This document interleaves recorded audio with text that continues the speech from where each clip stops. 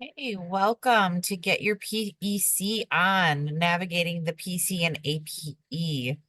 I would like to present Lisa Ann Rora from the Chehalis Family Medicine Program. We've got Faye DeBarge, she's from St. Joseph Hospital Eureka Family Medicine Program, and Lindsay, is it Ditto? Is. Okay, LPN from the St. Peter Family Medicine Program, is that correct? Yeah. All right, take it away, ladies. All right. Well, welcome to Getting Your PEC On. So our topics for today, we're going to go over the PEC structures and concepts, so some ideas. Every program is a little bit different. And then we're going to start talking about preparing the APE, and then we're going to take some time to do coordinator tips and then set aside time for Q&A.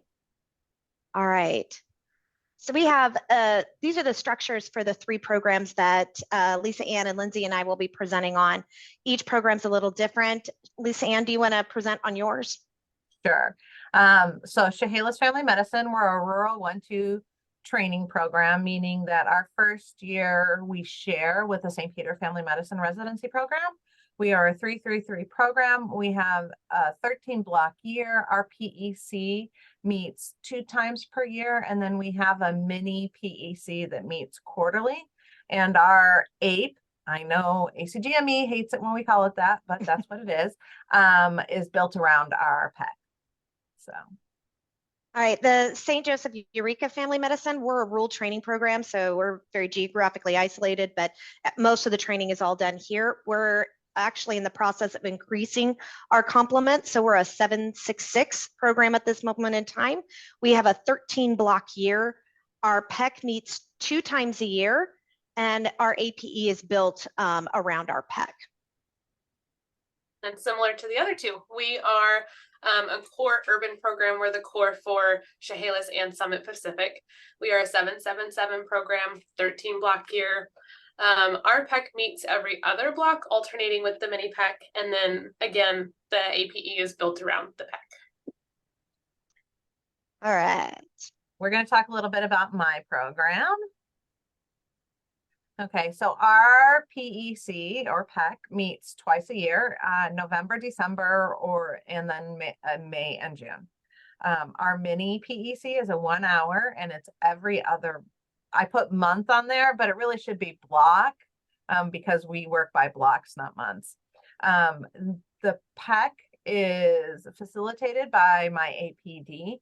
And then our large PEC is scheduled when most of our residents and faculty can attend. That's why sometimes it's in November, sometimes it's in December. It's always done before January, before when our milestones is due. And 1 resident from each year group must be present at the PEC meeting.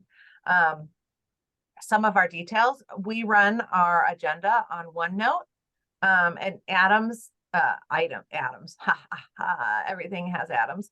Items can be added at any time by our APD, the PD, myself. And I can get stuff from, if the residents have something they want to bring up at the PEC, I can add that too. We collate all our evaluations, and those are reviewed prior to the meeting, and then the residents get to review the feedback, the summarized feedback at the meeting. The residents can also provide their own feedback at the meeting. And truthfully, that's where we get the majority of our feedback, is at these meetings, because residents don't always like to write things down in paper. That's it. And then academic changes are considered from the feedback provided at these meetings. All right.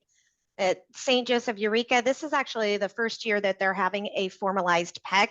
It was kind of thrown together prior. So this is what we're doing this year. We're meeting 2 times per year. It is facilitated by our APD. And what we've done is created subcommittees. Both of the chiefs and 2 other residents help.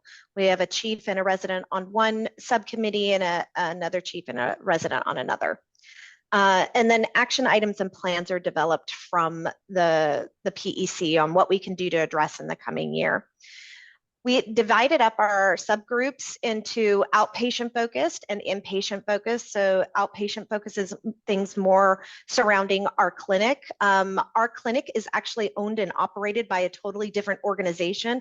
So we felt like that was crucial, that there was things specific to the clinic since it is a different organization with different structure. And then the inpatient items were focused there, and that's a big one that we're really working on strengthening. The meeting structure is we meet every 8 weeks for those subgroups. The PEC just meets twice, but those subgroups meet every other or every 8 weeks. Occasionally, just because of how schedules go, their meeting is done via email, but we're trying to make it as much in person as possible. We have our mid-year coming up, and one of the things we'll be doing is collating all of like the rotation evaluations and giving that to the PEC to be able to have part of that discussion. All right, now for St. Peter Family Medicine, I am a new coordinator. Lisa Ann and Faye have both been coordinators here at some point, so please jump in on anything. Our PEC meets every other block, and it's facilitated by our APD, Dr. Eaton. We have created sub-work groups, which has a chair or a co-chair from each group that reports out during the PEC. Meets as a mini PEC quarterly. We plan our action items and anything we need to for moving forward. For our subgroups, we have the AmFam, which is ambulatory related items, so anything clinic based. And then our super group is our inpatient related items, so anything hospital based, of course. And then RRW, our recruitment, retention, and wellness, we go over, like, that's the committee that decided this year we wanted to extend our interview season into January, which has been fun. And we go over wellness, like our residents have done a prom before, so that's kind of where some of that is discussed or planned or what have you. Anything I missed, ladies? Perfect. All right. So now that we've talked about structure of PEC, part of the action items in the due out is for the PEC to actually create an annual program evaluation. It should be noted, and we learned this maybe the hard way, is we thought the web ads update, the annual one, was the same thing as an APE. We found this out several years ago, and we needed to update that. And from that, we've developed some tips and tricks for you. So key components of the APE, the pieces that we kind of divided it up into 2 areas. We identified the data and then summaries and descriptions that are needed in there. So the data, the things that you're going to need to pull to help with your APE, which also helps with, a lot of this will help with web ads too, is your resident complement and your accreditation status. So identifying, are you in continued accreditation? Are you in initial accreditation? Those types of things. Then your ITE averages, it's just doing your range, like lowest to highest, just doing a range and averaging that out. Your milestone averages for each PGY. Your ABFM certification data is another key one there, is that's a big component of what we measure the residency by, is on their how well they're passing. And then their clinical experience, looking at their clinical encounter range. We know that new requirements have come in this year, so that is going to look a little different for that data. And then your SVD range for each PGY. Anything you want to add to that, Lindsay or Lisa Ann? No, that's good. Yeah. And then we get into the summaries and descriptions. So this is where you're doing kind of more paragraph form or bullet form, more typing, less pulling of data out of new innovations or MedHub or whatever RMS you are utilizing. So resident and faculty scholarly activity, hopefully you have a place where you're logging, everybody's logging that or turning that in so everybody knows. So you'll list that out. Remediation and academic enhancement. This does not have to be, and Lisa Ann, correct if I'm wrong, it does not have to be where you're going listing each person that's on remediation. You can just put, we have one person on remediation, everyone is progressing accordingly. Correct. You don't have to get into the nitty gritty of who's doing what. And who's on actually first, you what's on should second. not. And actually you should not. Yeah. Your duty hours, you're going to put some information on how well logging is, if you've had any violations, and speak to that. Again, high level. faculty development, because this is also a sponsoring institution requirement, this helps them to identify what development is going on in the program so they can answer to that. And your graduation performance. So going back to that ABFM certification data. Then you kind of get into your program quality. So you're going to talk about your recruiting. And this isn't just for the residents. It could be faculty recruitment, could be administrator or operations recruitment, things of that nature, as well as your attrition and stability. So this tends to get kind of wrapped into like one section. Then start talking about your citations and your areas for improvement, is kind of listing out what your citations are. Do you have a plan to address? And then your strengths and opportunities. This one, in doing the PEC, this is where a lot of great meaningful discussion tends to happen, at least in my experience, is where you start listing out with the group, what are the strengths of the program? What are the opportunities that we have to improve? And then you're going to put in your some of your survey results in there. You're going to get your survey results in there. And then from all of this, you're going to develop an action plan. So if there's opportunities and you have some citations, those should definitely be part of your action plan. Lisa Ann or Lindsay, you want to add anything to that? No, you're doing such a great job. Keep going. Okay, so we put a big note down here, is having an APE template makes it easier, because these are one of those things that we do once a year. So having a template ready to go is like, oh yeah, that's what I need to do. So if you can find a template and put those things in there, then it's a matter of you can pre-prepare this before you walk into a PEC, that final PEC, and have that ready to go. And I'm sure many of us on here may have a template to share. What I was going to throw out, if you're part of the Providence Network, at least we have that Teams chat now that you guys can ask for it in and we can upload or whatever. And if you're in the Providence Network and don't know what I'm talking about, feel free to Teams me or email me or something. All right, Lisa-Ann, you want to tackle this? Sure. Some of the tips that we have talked about and we've put together, it's just a list of things that we have come across through the years, but key elements: identify your issues and tie those back to the ACGME, to your citations, to your AFIs, to your surveys, to your results. Identify everything and make sure that you tie it into something, and have a plan to address the issue. That's really the biggest thing, because you might get cited, but as long as you have a plan that they know that you're working on these things, that's what the ACGME wants. Establish a measuring or monitoring process for your achievements, for your success. What our programs were doing here at St. Peter is we were monitoring the goals and objectives for the year, and quarterly the APDs would provide an update on where those were in progress.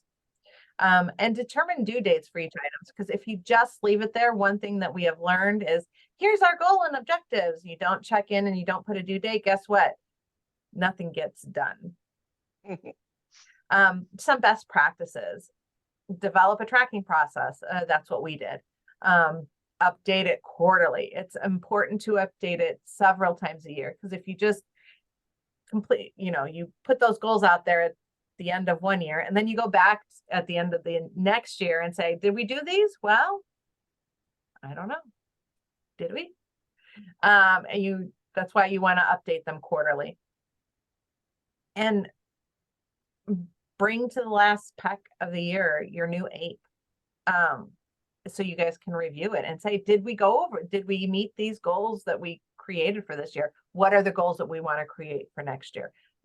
The PEC helps you build your APE. And like I said, meeting quarterly is important. So PD, PC, APD, meet quarterly to discuss your action items to make sure that you're moving forward with them. Ladies, any other tips or tricks or best practices? I have found with the tracking process, it's super helpful because your GMAC may ask what your progress is on that. So developing that and having it ready to go allows you to kind of answer to it in that moment if they're asking for it. All right. Any questions?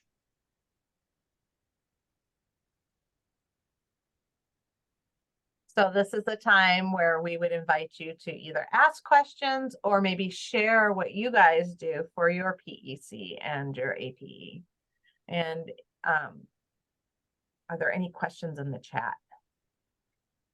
I don't think there's any questions right now. I just put in there that if people wanted to send their 8 forms, like their documents that they use, please take any identifying information from your program out of that prior to sending it to me. And then I can get that to a website guru and have that added to the members resources page. So that other AFMA members can go out and look for things like that if they don't have an APE, or Sheila says they don't have one at her program. So use your resources. Make sure that you're going to the AFMA online website. Once you log in, you have that members resources page, and there's lots of different documents in there. And this is where we could add those APE documents. Previously, a couple weeks ago, Deb Ager and I did a discussion about similar topics, and we talked about the APE, and I did share that with that group, but I'm more than happy to share the form that I use as well to be put on the list or onto the website.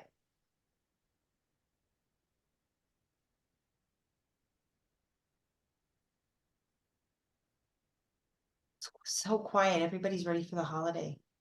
I know, and we can't see I- hardly I will- I will anybody's just- faces. I will just add here that our program is different, obviously, than Lisa Ann and Faye's and Lindsay's. That we don't meet quarterly. We're a smaller program. I know that Lisa Ann is a rural program, but we have our faculty meetings that happen, once or twice a month, and we talk a lot about the same stuff. And so we have those general discussions, and then we meet as a program evaluation committee once a year. We do go over like what our goals are and if we're meeting those goals. And when our PEC meets, we actually create the APE. And so all of our documentation, all those things that Faye talked about, that you're pulling the data to be able to review, to go over your APE document. I send all that information out a month ahead of time so that all the people that are on our PEC can review that documentation. And so they kind of have it in their heads already, so that we're not like having to recreate the wheel each time. And we use the same APE document every year. So we use the same data that we're looking at, so that it's not inconsistent. So we kind of have a system in place, and it's just ding, ding, ding, and we can get through it pretty quickly. So it works quite well. Pamela, mentioning the consistency, I think is another key point we didn't put on there, but the more consistent you can be with that, the more you're able to attribute to it. When you keep flexing everything, it's hard to track how you're improving.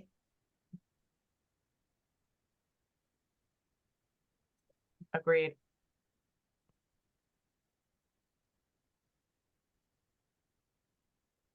Anybody else on here have some tips or tricks they want to share? I know some of you have been around a while, so I'm just kind of waiting for people to chime in here. I know that y'all mentioned the GMAC committee. We submit our APE to our GMAC committee, and they review all of that. And then if they have questions, they bring it to the program director, and then we can go back and like rediscuss if we need to. But it's helpful to have all of your ducks in a row and make sure that it's presentable and easy to answer any of those questions that they have. For any of the coordinators that work on the AIR, the annual institutional review, the APE actually helps to support that as well. Pulling those up and into the AIR, the things that you can, it makes it a lot easier to utilize. So if you're one of those individuals that helps with the AIR, this may be helpful for that.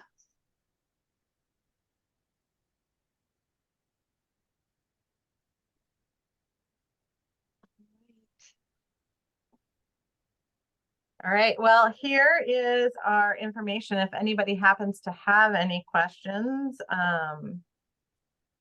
later on, please feel free to contact us, and we can answer your quiz. Can you please share the QR code again? We don't have a QR code for this one. This is not the new coordinator workshop. This is part of the regular coordinator series. So there is no QR code for the quiz.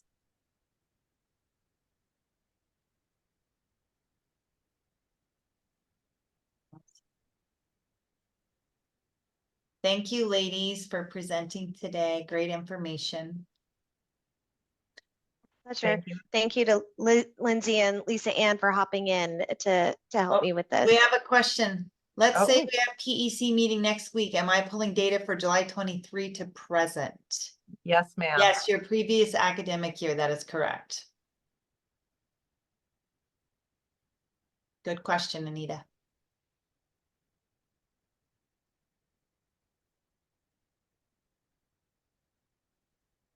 Anyone else have questions? No? Awesome. Okay, well, happy holidays, everybody. Yes, happy holidays. Thanks for joining. Don't forget to go out and register for RLS and RAD. We would love to see you all in March. We're super excited to celebrate AFMA's 40th anniversary. Whoop, whoop. Woohoo!